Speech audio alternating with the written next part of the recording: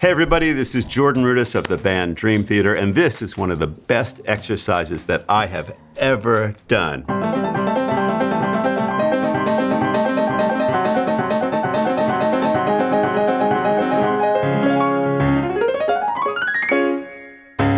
And now I'm going to show you a little bit about it. Let's dive in.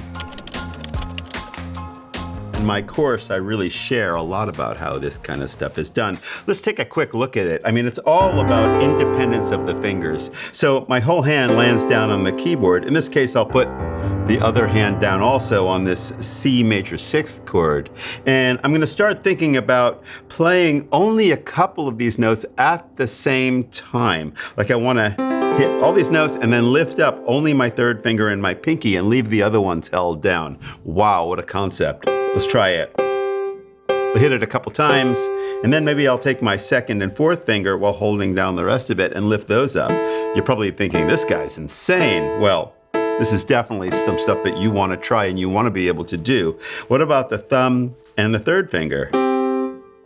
And of course, I want to put this in a rhythm because I'm a rhythmic type guy. So I'll do each one and I'll play the chord and then I'll play each one of those combinations a couple of times. So I go 1, 2, and then the next one.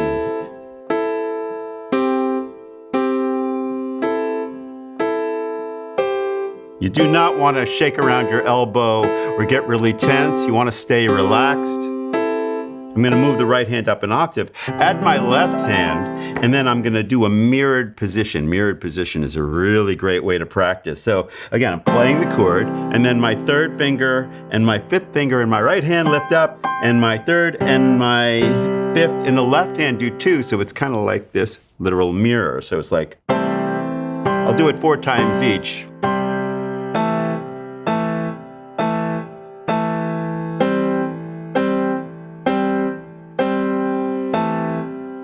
Now the cool thing is this progression. So we got that idea, but let's check out the progression. It goes from, I love this, it's major, right? A major 6th chord. Then all that happens is your middle finger moves down a half step and it becomes minor, right? The minor with the major 6th. And then your third finger, the next note higher, moves down a half step. So now you're diminished, right? And then the next finger will move down a half step and now you're dominant. Now the beauty of this exercise is this incredible cycle, really, really cool to even listen to. So like the major, the minor, the diminished, the dominant, next key.